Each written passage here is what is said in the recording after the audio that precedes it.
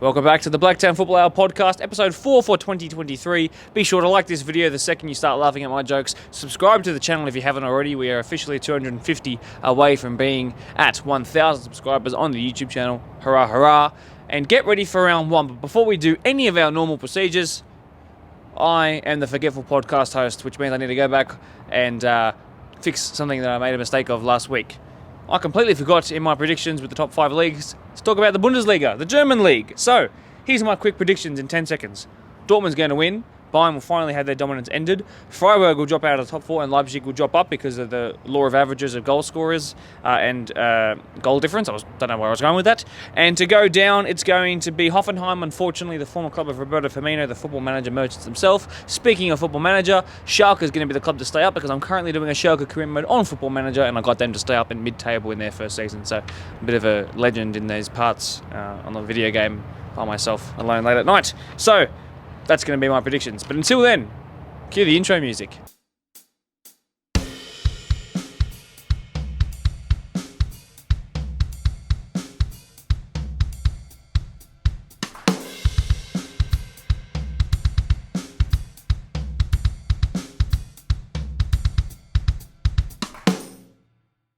My name is Mark DePoli, but you already knew that. And welcome to the start of the season finally. A reminder to you, please, between the hours of 11 a.m. and 3 p.m, please get down to Foreman Reserve, that's the home of Glenwood Redbacks, to do a free heart health check. I'll be there right from 11 a.m. because I'll be doing mini-roos there in the morning. Please be there. In today's episode, you're going to hear from the two teams featuring in the first ever Women's Premier League match of the round. So, Kellyville Kolts, who take on Marion at VSP, Valentine Sports Park. You'll hear from them both. I had a really good chat to 3 of the Kellyville players, plus their coach Bob Harold, at their home ground. Bit of a change across the M7 I went to. It's probably not the last time you'll see them either, because they're a really good team, and they'll probably be back on for another match around soon. You'll also hear from Marion, of course, who were training at Wanderers Farms, which is just over there, because it was rained out at their normal fields at Harvey Park. So that means that they were committed enough to come here and book out and spend some money to make sure they got some training in. So very good ahead of the match of the round. I'm going to be there. Make sure you are too, or at least watching along. You'll also hear from a Minchbury Jets side in the Men's Premier League, who promised so much last year, but when it came time to crunch time, the bite didn't really match the bark that they put up at the start of the season. They feature in their first match of the round of 2023, so they came on the podcast, of course. We didn't get to hear from Glenwood Redbacks. They were too busy this week, but they provided me with this quote, and I'll read it word for word. After a first round bye followed by a last minute loss to St. Pat's, the boys are super excited to be playing in the match of the round on Sunday. The mostly new first grade squad are starting to build well and are mostly confident that this will be our most successful season since returning back to the BFH deployed Premier League. Those are some serious words. Before we do any of that though, let's get into some results. We'll start with the AYL because we love the AYL, although not as much this weekend, sorry guys. A more difficult match day for our young kids. Southern Branch away in Nowra is never easy. The 13s who had to stay over, all the teams stayed overnight, but the 13s had to stay overnight away at Nowra and had to get up for an 8 o'clock game. It's difficult when you're backing up from us late Saturday night. They went down 9-0, which is rather unlike them, but I'm sure they'll bounce back. Never easy to camp out. It never is. The 14s, they won 2-0. The 15s lost 2-1, and the 16s lost 3-1, forgive me. Not a great away day, but I can't wait to welcome home the AYL boys when they get to play the same Southern Branch sides. Again, I think it'll be a different set of results. Remember this moment, episode 4 of the Blacktown Football Hour podcast. The Spartans boys went away to Hakawa, starting the day with the 13s tying 1 each, the 14s losing 3-0, the 15s also a goal each, the 16s down 2-0, but the 18s finally won their first game 1-0. Very, very good. Hooray. The men had Mounties Wanderers, 4-2 win for the 20s, 2-0 win for the first grade, 2 back-to-back wins for the senior Spartans. Very good night. Very, very happy. The girls had Spirit. The 14s won 3-1. The 15s won 7-3 in a rather strange scoreline, but not the first 10-goal thriller you'll hear about today. 2-2 in the 16s, a 2-0 loss for the 18s, a 1-1 in the reserve grade, and a 1-0 loss for the first grade here at BFP. Only a small handful of club championship points for the seniors to take back home, but, well, I guess we're already home, but to keep it home, I guess. Shame. They'll improve. Right, now time for your Premier League results. Quakers Hill Tigers decided to destroy the hotshot newcomers Polonia by 6-0. Don't know where that came from. Minchinbury tied with Spurs 1-1, while St Pat's beat Glenwood, as I mentioned, late in the game to win 2-1. Oakville had the bye round. The PL1 kicked off with some of the best games we've ever seen. Maybe the best round one to a Premier League season in the BDSFA's long, almost 45-year history. Fantastic stuff. Are you ready for this? Quakers beat Workers 3-1. Obviously, the match of the round was a 0-0. Parklea went down 3-5 to Riverston. Prospect and Marion finished 2 apiece. And then between Ponds and Eastern Creek, it finished 5-5. And not just any old 5-5. It was 1-0, then 1-0, then 2-1, then 2-0, then 3-2, then you know what I'm trying to say. That's the kind of game it was. I would like to humbly apologise and truthfully apologise that wasn't the match of the round. The game's the game. What a fun time to be alive. Let's analyse the match of the round, though, in a bit more detail. So, before I go into my really formal voice, I will say this game can be split really into 3 parts. So the first part was Doonside sort of running the show and asserting their dominance as champions. They huffed and puffed, but they couldn't blow down the door of the house of Ropes. Then it was the opposite, where Dooney sort of couldn't really string many passes together, couldn't quite get their midfield on the ball, and Ropes had a couple of really good chances, but for eventually that injury count, if you might remember if you were watching live, it was like 9-0 against the Ropes. Ropes were on the ropes because all their players were on tight ropes and getting injured. Doonside didn't have any injury concerns at all. Lucky them. So Ropes ended up dropping into a sort of low block, and then Doonside somewhat went quite route one and just flogged the ball forward for the last 20 minutes or so. So 3 different parts. Doonside's a little bit, Ropes is a little bit, and then sort of where Doonside just flunked the ball long. Stalemate, slightly stale taste in the mouth, but there's a first time for every 0-0 draw. A first time ever in a match of the round that I've been involved in. So it's the first time for everything. Let's get into the more formal part. There were some chances here and there, but the first moment of real significance was on the 1/3 mark of the game. Hints of offside waved away as Eamon's account was given the chance to volley home, but he missed it from point-blank range. Then new Doonside attacker Blake Maybury dribbled and dazzled everyone, including the defenders here, but found his shot saved by the wounded Jordan Davidson, who would go on to have a fantastic rest of the game. James Field proved dangerous on a number of occasions for the Ropes. Their new attack-minded midfielder lined this one up from distance, and while it was a tame effort, the bounce almost caught out Jason Eckford, but he claimed the loose ball at the second time of asking. I can promise you, James Field will win games for Ropes at some point this season. Another of the Hawks' new signings had a moment to remember. This time it was Nick Couchy who bursted forward, brushing past defenders before crossing to another new signing, Bensali Toure, who should have had a debut goal 5 minutes from the restart. But it wasn't to be. After 8 goals in 3 preseason games, Blake Maybury should have had his first official goal of the campaign, but Jordan Davidson again, who wanted to prove himself on this ground of all grounds. Certainly, he's a top-draw keeper. All that possession must have just switched off the Dooney defence's mindset just a little bit, with Gallieni giving the ball away to Ahmed Badat for Ropes, another one on debut officially, but Jaden Zwerab is still fleetingly quick in recovery and put an end to the striker's advancement. Gabriel Esper turned into prime Trent Alexander-Arnold here with a wonderful cross into James Field. It was too difficult for him to control and he sent it way over the bar. A moment here for the Doonside group chat to remember. Kyle Dominici channeled his inner Steven Gerrard, but even though this shot went wide, it wouldn't have counted with the offside flag being raised. Ropes were getting closer to finding a goal, however. And this was the closest anyone would come. Have a look at this. Josh Bull wins the header, then it's blocked out to Gabby Esper, who then headed it again towards goal. It's blocked for a second time, with the second one being a class save by Eckford. Then Kyle Dominici bicycle kicks Ethan Brannick, not the ball, Ethan Brannick is a human, before Howard sends it then into oblivion towards the halfway line, and somehow it was still 0-0. Ethan Brannick then found a second chance after coming off the bench, and over the top through ball came to his feet. He turned Zwerab one way then the next. Then he unleashed this shot, and it was just poor in truth. It went harmlessly wide, but a big chance. Doonside had their own late in the game heart-in-mouth moment when Liam Howarth, again involved, bursted forward and then created a beautiful triangle with the subbed on Marcus Correa, but he pulled his shot wide with 10 to go, and that would be how the game ended. A stalemate, no goals to run home with for either side. A wet and rainy day had to make up for a dry 90 minutes. Right, back to normal speaking voice now. You're going to hear from Minchinbury first up ahead of their match of the round against Glenwood Redbacks this Saturday night. Then you'll hear from Kellyville girls. Then you'll hear from the Marion girls. And then you'll see me in this ugly head again. I'll see you at the end of the episode. We are graced by the presence of two of the recognisable faces of Minchinbury Jets. You remember them from last year, of course, very well spoken.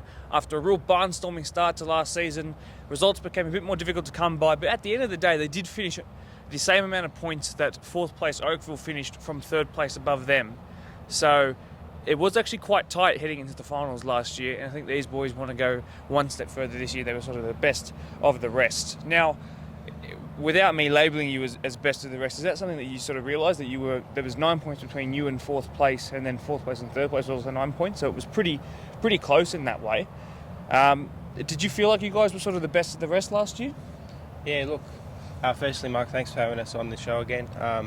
I think, we really competed at the end of last season. Our last game was a win over Oakville just before they made the finals, and it was really just down to those injuries, which I think we'll touch on throughout the season, which made us call on to depth at different parts of the season where we dropped points as well. But yeah, definitely felt we had a very successful season, and off the back of that, we've got some things in store this season. In terms of Minchinbury and you, you've had such a great involvement both as a player and a coach. For example, I'll clue everybody in, but Blake, in terms of his match of the round preparation for helping me in the commentary tower, went above and beyond, and I mean above and beyond, trying to help me out with that. Had a full folder made out. I'm surprised it didn't have some sort of talking device to go with it. It was amazing, the work that you put in. So the effort levels and the minute details and micro planning that you go through, I know is quite meticulous and very commendable.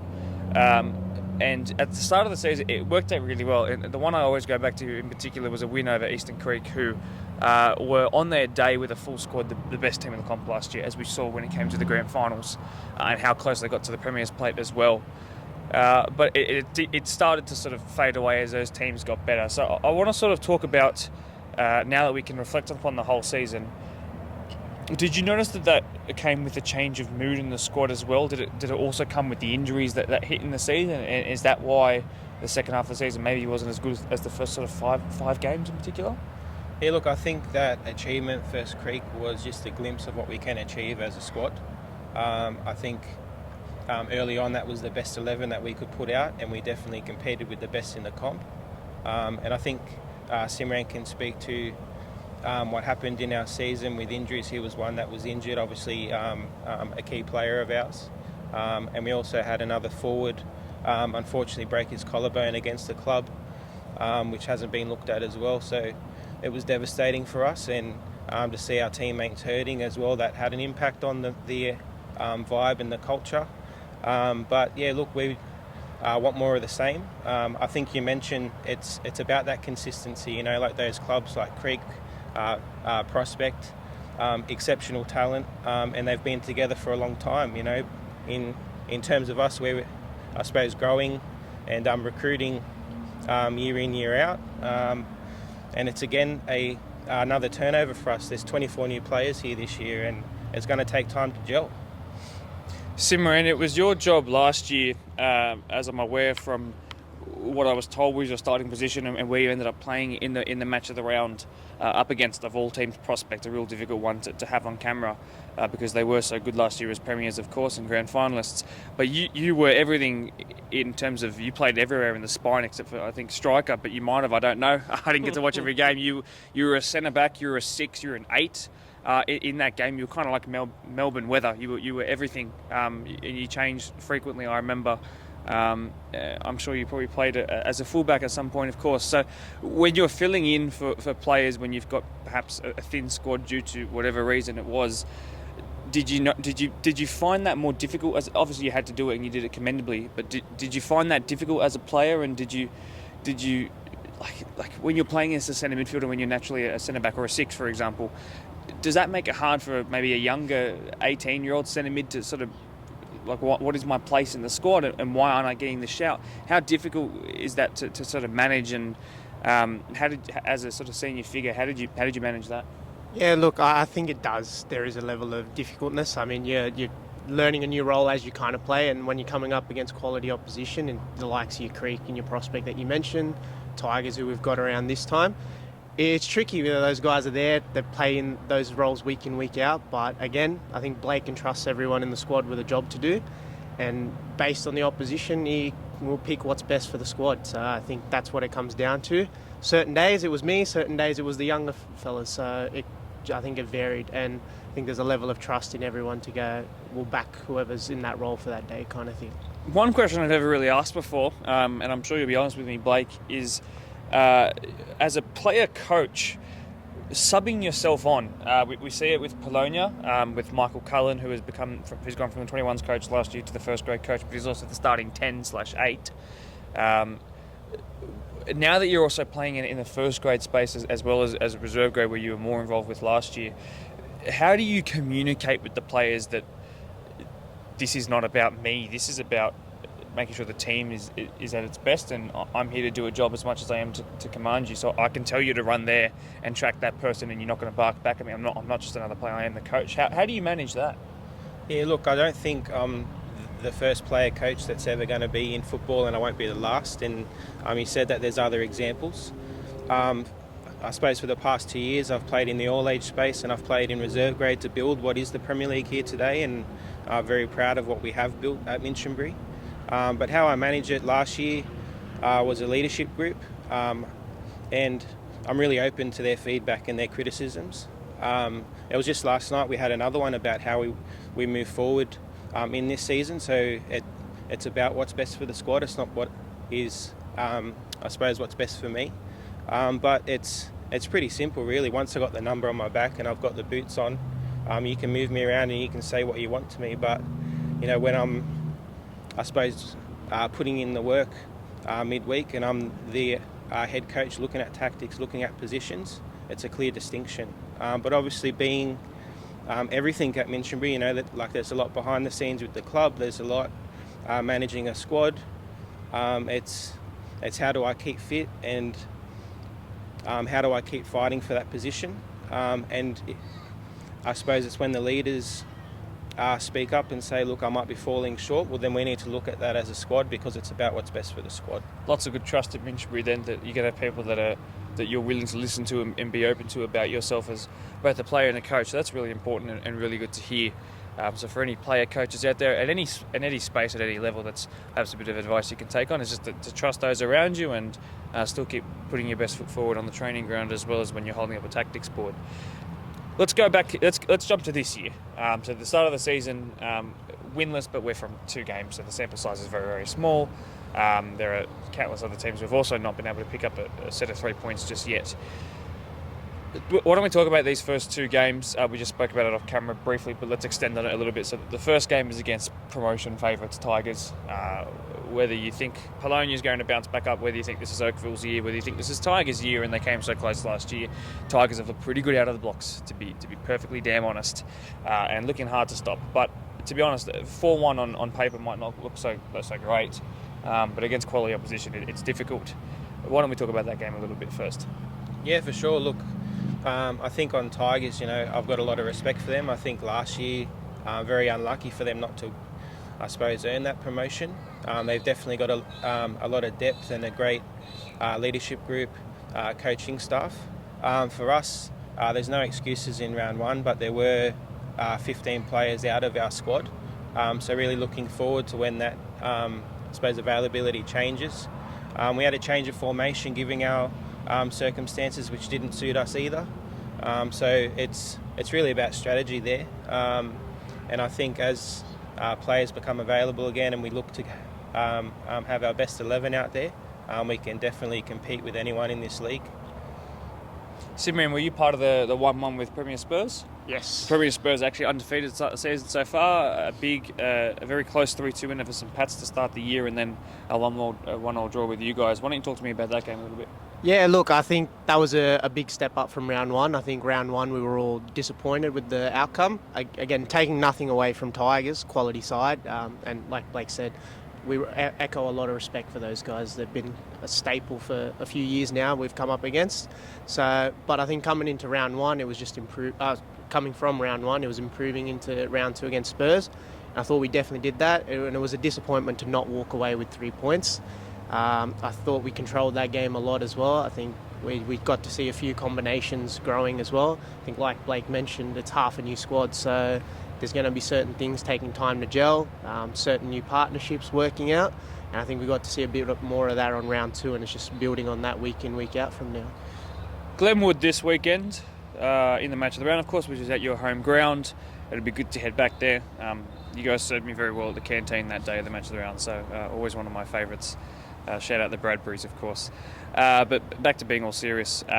Glenwood struggled last year with sort of maintaining a starting 11. They had a change of coach as well, and it was difficult for them at times. And while they actually did have a very good result in a match of the round here on a Wednesday night game, I do believe it was, they scored a couple of late goals to win it. The season last year for them wasn't so great. So I anticipate a lot of change in that squad. I know that they've lost their captain, as they've mentioned on the media day, so I can reveal that to you, of course, that's fine. What do you sort of remember, Simran, about Glenwood last year, and what are you expecting out of this weekend? Yeah, look, I mean, they were a tough side last year as well. I think the one game that I was personally part of, they took an early 2-goal lead and we had to claw back to get a result in that game. So they're a tough team. They got quality throughout their team as well. I think multiple teams in our comp do have that, and it's just on our day. We've got to show up as well. I think we can't just expect to walk in and go, we'll get the points, because again, they're a quality side and any team in this comp can beat each other as well. Blake, from the master tactician standpoint that you are, I don't mean that lightly, I know you really do go into depth when it comes to these sorts of things, particularly on match of the round weekend. Talk to me about how to beat Glenwood from what you saw last year. Yeah, look, I think they've got a lot of good youth in the squad. I think Harry and the committee there have done really well in growing their own talent within their area, and that shows in their Premier League. I think we need to be first to the ball in terms of not letting them attack. We need to keep the ball moving around. But really, it's match of the round. You need to be excited.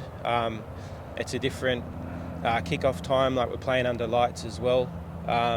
And it's really just about the team, I suppose, ticking the boxes and putting the tactics forward that I set out. Mm-hmm. And I suppose, as Simran said, it's about us building off from round 2. We did dominate that game in terms of the result. We made a mistake in the first 10 minutes, and that's the only shot we faced.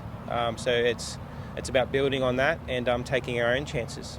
And because Glenwood aren't able to feature on the podcast this week, they did leave me with a sort of quote, which I'll paraphrase. I've read over it once, but when I do sit down and do my full intro and outro after this, I'll go through it a bit more in depth. But basically, their quote is that they're really excited for the match of the round, and again, paraphrase, that they're feeling better than they were last year, and they're really excited to take you guys on.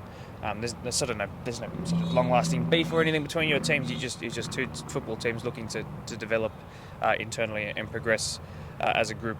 So, but because we don't have Glenwood on this week, we can spend a bit more time with you guys and get you that extra airtime and learn more about you. So, in terms of, did you say 24 players came in, new players this year? Yeah. So that's half the squad. Yeah. So, a couple out.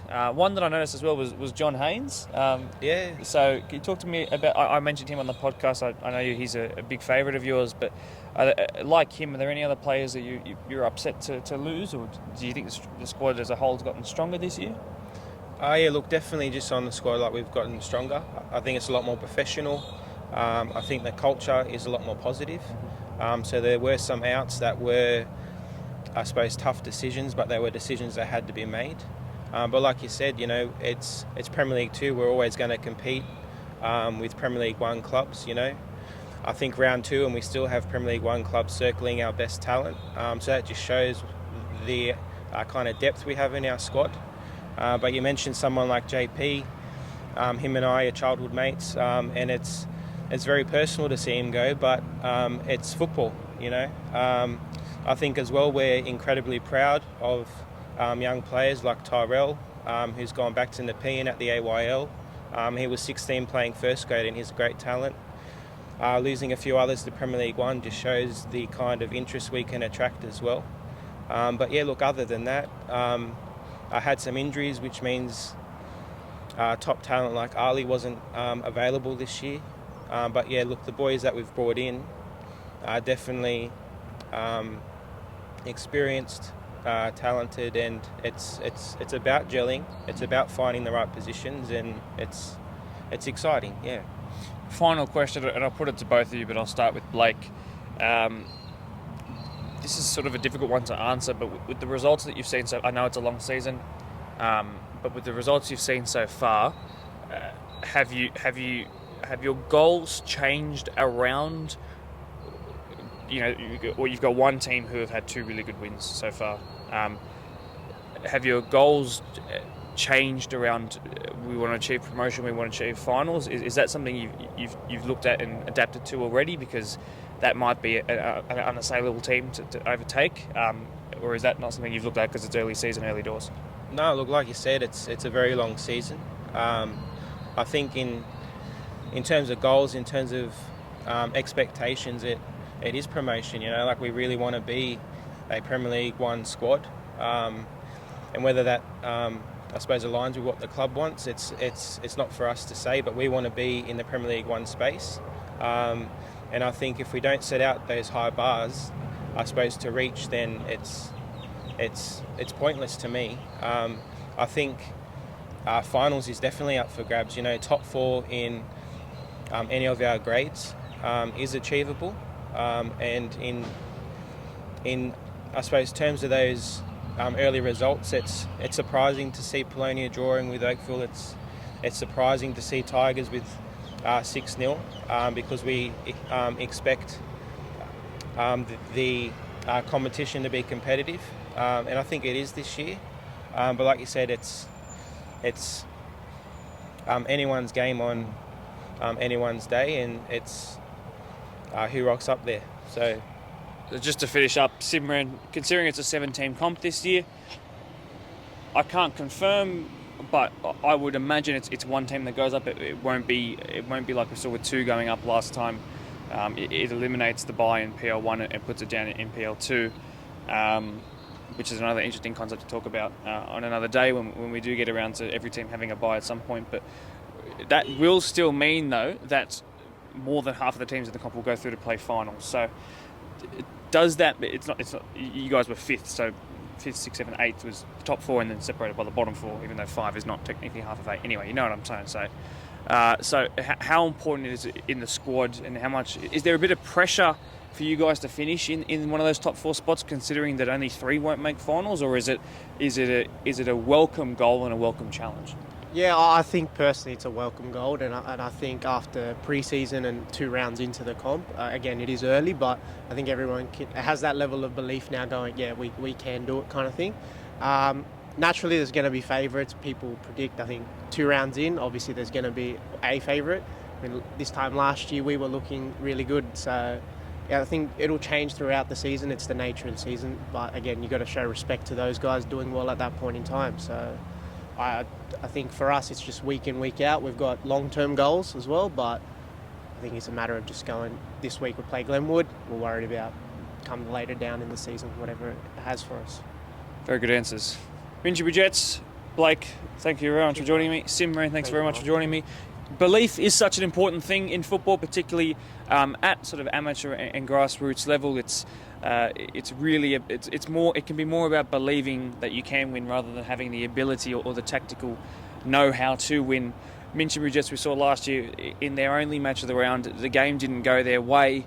And they're yet to really have a real good standout performance in a match of the round in my time. So I'm excited to see against what should be easy opposition than the promoted team last year of Prospect, which was really hard to face because they had a full squad that day and they were looking real good. So belief is so important, and we'll finally find out if Minchinbury are up to the task of making finals and making a real push for promotion this year. But from what I'm hearing, it's sounding like the squad is young and hungry, but there's also a bit of experience in the midfield and in the important spots in the spine of the team. So good to hear that you're back for another year, and that you're back for another year doing what you do. So because I know how much effort you guys both put in. So best of luck to you this weekend, but thanks very much for coming on the podcast.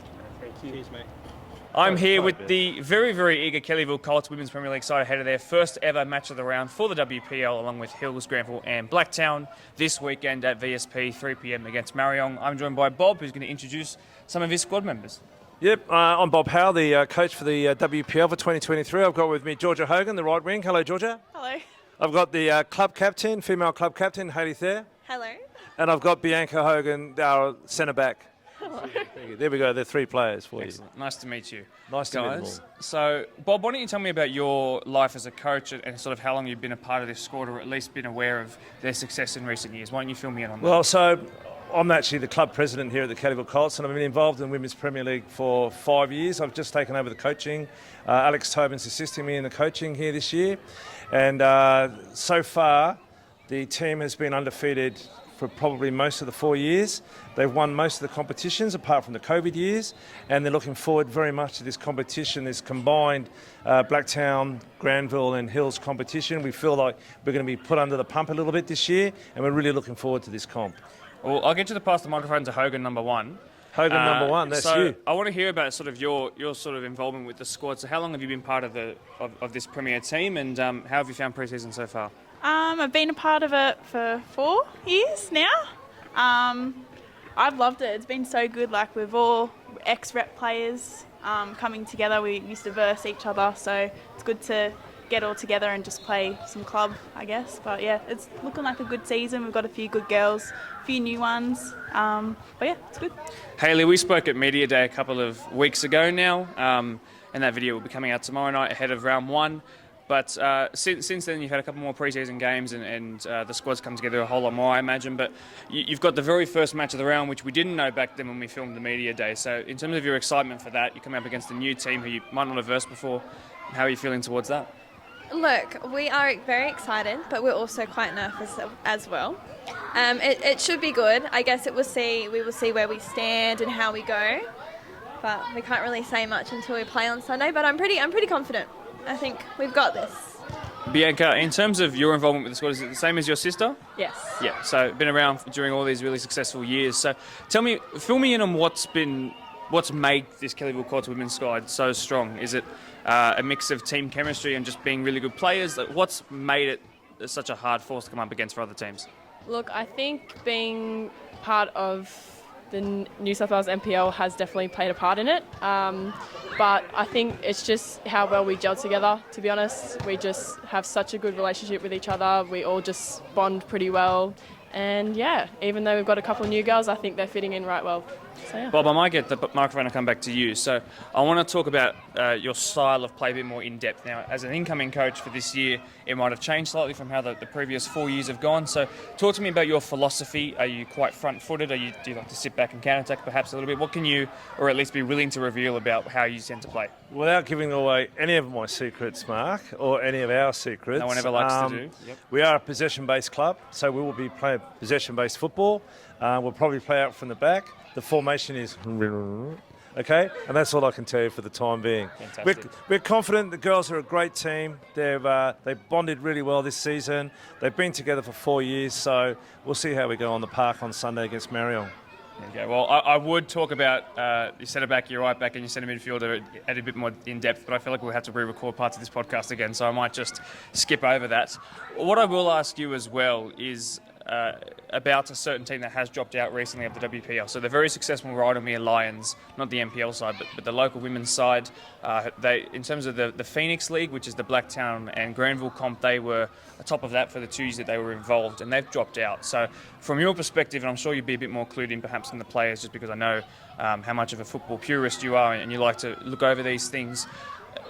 Did that news come as a bit of a shock to you? Is that something that's going to help you on your quest to continue being a dominating team, or is that just another drop of water in the ocean? Look, we were really disappointed about Rydalmere. We were going to play them in the Champions of Champions first round. Unfortunately, due to the weather and a whole bunch of circumstances, we didn't get to play them last year. They're a great team. We were looking forward to playing them. Unfortunately, they're not in the comp. They've run away from us. But that's what happens in football from time to time. I hope they come back next year and we'll play them next year. Or we see them in the Champions of Champions if they're playing this year. For sure. Now, to any one of the players who want to answer this, or all of you for that fact, having come under a new coach this year with Bob, has that been a really welcome change, and have you enjoyed it? You can throw him under the bus here if you'd like, but I'm sure you won't. But how have you found the pre-season under new leadership? No, I think it's been really good. It's always good for a change. Like, my dad was the coach previously, so, but no, it is good. Obviously with Alex Tobin as well, they both bring so much to the table, and it's just good to change it up. And yeah. Maybe one of the Hogans can answer. What sort of has changed? Is it the did you start pre-season earlier, or was there sort of a fundamental or systematic change? How did it go? Yeah, look, I think it's a lot to do with training. I think we're a lot more committed than we were to training this year than last year. We just feel more committed as a whole, and we haven't got girls pulling out as much left, front and centre. But yeah, we've been pretty good this year. And do you second that? Anything else to add? Yeah, Okay. no, that's it. That's it. I thought you said best coach ever. Best coach ever. Best coach I ever. thought that's what you Without said. round Yeah. one having started, that's pretty good to put on your LinkedIn. Thanks.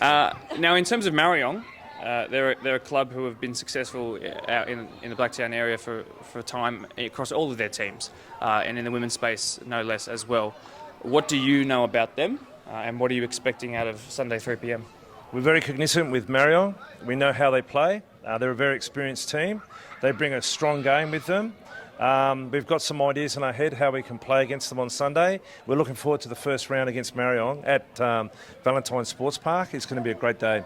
We'll go in there with confidence, and we'll just see what the score is at half-time, shall we? Excellent. And then maybe full-time as well. And at full-time, we'll definitely be in front. Excellent. You agree? Just Thank you. one final thing about expectations from you. I want to hear it from you, not just your captain as well. But knowing how good this squad has been, and from what I'm hearing, it's improved. And squads tend to improve as the competition improves with it as well. And I think that the Blacktown and Granville teams will certainly provide a really good, healthy competition for you guys. And I'm glad to hear you've taken the step up to try and meet that and work with it as well. But what are the expectations of your team? Is it first place? Is it to keep an undefeated streak? Is it to perform in a certain way? How would you define I success? think if the girls come off the field at the end of the season knowing that they put everything into the season they possibly could, they've tried their best, that's all I ask for. Okay, if we get some wins out of it, even better. If we win the comp, even better. But at the end of the day, it's about them playing football and enjoying themselves. And if they can do that and try their best, that's all I need from them. And honestly, you get results from that sometimes. Excellent. Well, Kellyville Kolts will be versing Marion as their first home game at Valentine Sports Park, going live from just a bit before 3 p.m, the first match of the round of the WPL season for 2023. Make sure you're there to watch. I certainly will be. Thanks for joining us, guys. Really do appreciate it. Thank you. Thank you. Thank you. Ahead of the first ever Women's Premier League match of the round between Granville, Hills and the BDSFA, I am joined by two people from Marion who you're going to see plenty more times throughout the year, I'm sure, and on Sunday night's match of the rounds. Naji and Irini are here to join us here from their first ever Women's Premier League team. I'm so excited to say that this is finally the time to have them on the podcast. So guys, thanks very much for joining us here today. Really Thanks for appreciate having it. us. Yeah, thanks for having us. Good stuff. So I want to ask about your reaction, which was one that you've only had the reaction of about 2 hours ago, of being the very first match of the round ever for the Women's Premier League. So talk to me about your initial reaction to that, and how excited are you guys? I mean, look, I don't know what Irene's going to say, but for me, it was actually exciting because we've done a lot of it with the men's. We've been doing the men's. This is the third year, I believe. So yeah, for us to find out that we'll match around, yeah, it was actually exciting news for us. You're going to be on the field, so. Well, yeah. I mean, we've been at Marion for a few years now, playing in the all-age ladies ones, some of us, and we've been asking for a while we haven't had a Prem's women's side. So it's great that the associations have put it together and made it a nice competitive, or I think it'll be a competitive league. Fantastic.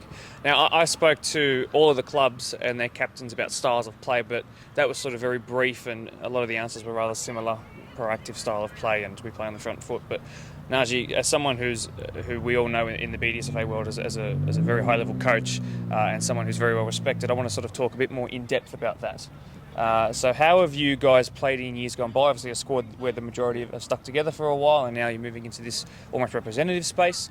How have you seen the style of play progress of these ladies, and now what's it looking like as of day one of WPL? I mean, look, for us, so based on last year, I mean, look, when it became Women's Premier League, we obviously we didn't have the best of years last year, so we had to rebuild. So we only asked, I think it was 6 or 7 of the girls to come back from last year's squad, and we've built around our core squad. So during pre-season, we've just been kind of working out how the team's going to play together. I mean, ideally, an attacking style of play will be perfect. It's basically what I do with any team that I coach, to be honest. I'm not one that that likes the sit back and defend game. So I'm hoping these girls can go out there, play all-out attack, hold possession, starve the other team of the ball. But look, for us, for the first 3 rounds, for me, it's just going to be how the team's going to gel, how these girls are going to play together. So I think it'll take about 3-4 rounds to actually get the best out of this team, which is going to be a competitive team in this comp. Irini, from your perspective as well, you might have said 6 or 7 players wasn't too many, but really that's almost a starting 11 in a sense. So that squad's been together for a while. How important do you think it is to have those players who have been there and done it at the highest level that we can offer at the BDSFA or Phoenix League level, and has that squad chemistry come on in leaps and bounds with the new players that have come in as well? Have you felt that? Yeah, I think so. Like I said, we've got the girls that have been there for a while, and we all sort of know how each other plays. We've been involved in playing even just summer football over the summers to sort of keep our touch and things as well. So that's helped. And then having the new girls come in, giving us some fresh legs, different ways to look at things, thinking outside the box as well.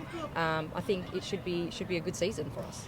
I want to talk about objectives for this year, other than finishing in a finals position or finishing first, which is what everyone wants to get, of course.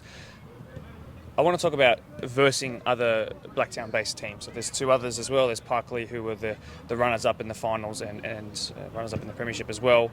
And, of course, Quakers Hill Juniors, who have strengthened as well.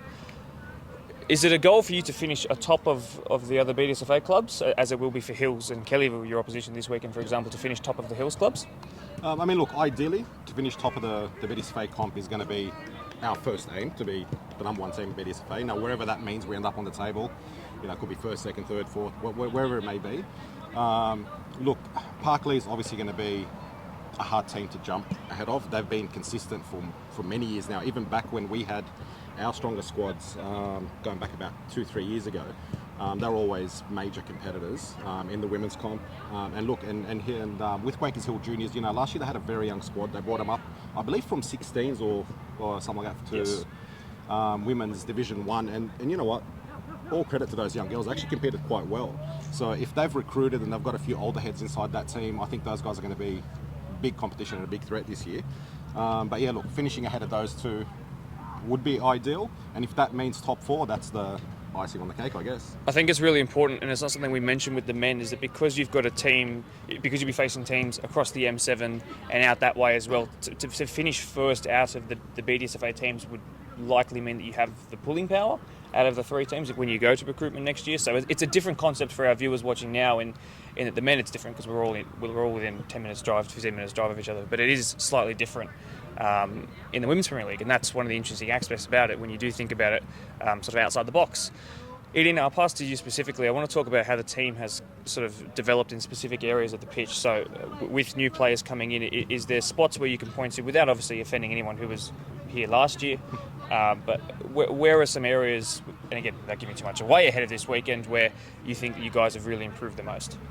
Well, I think in the past we've sort of always had issues with looking for forwards, because we had a few different people coming through in the last couple of years for different things like injuries and like retiring and different things.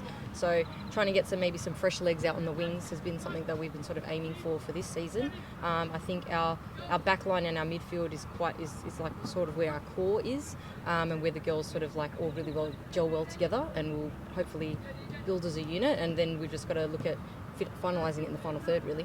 Fantastic. So looking to add some more goals to Mariong this year. Some big news has come out in the last 7 days. There's a certain team from the GDSFA who have had to pull out, and it's the team that have caused everyone the problems in our Phoenix League. I want to know, and I do want to know, just away from the drama of it, but what was? How did you come to find out that Rejuvenated were not going to be part of the competition this year? Well, to be honest, I've been hearing a few things for a few weeks. Look, when news like that goes around, look, it happens with the men's league a lot. People trying to turn each other off. You're trying to hide things and that. So we didn't know what was true and what wasn't. So when it was made official, even though you'd been getting hints for a few weeks, for a team like that who's basically been the powerhouse of the Phoenix League, it was actually quite a bit of a shock, to be honest. Was the squad's sort of reaction to it, if you can speak on behalf of them, was it relief that you don't have to play them, or was it more of a sense of it is what it is? Look, Rejuvenated, we've always known has been a strong squad, and even though it's tough to play those games, we like going up against quality opposition. Otherwise, we'd go play Div 3 or Div 4. Nothing against Div 3 or Div 4. But we want to be competitive, and we want to be able to play at the highest level and compete every week. Rejuvenated always brought that to the table. Every time we played them, it was always, you look at the table and you go, okay, there's someone we have to try and really get on top of. So the fact that they haven't managed to put a squad together, or it's fallen apart for whatever the reasons may be, it is disappointing, because we would have liked to have played them this year. But hopefully, maybe, we might see some of those girls maybe in the following years. Who knows? That's a very good answer. That's a very, very good answer. Final question for our reduced side segment, because we have to do 4 of these each week from now on, but it makes it short, sharp and snappy, just like myself, is about what you're expecting out of Kellyville this weekend. A team who train on a synthetic pitch, who'll be playing at Valentine Sports Park, which is a synthetic pitch.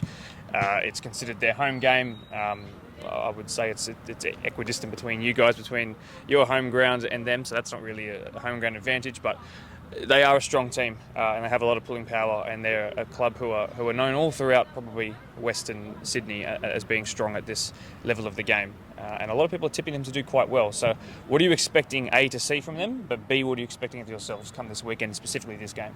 Look, synthetic pitch aside, yes, they've got the advantage because synthetic pitch game is better, but that doesn't mean anything, to be honest. It means absolutely nothing to the game at the end of the day.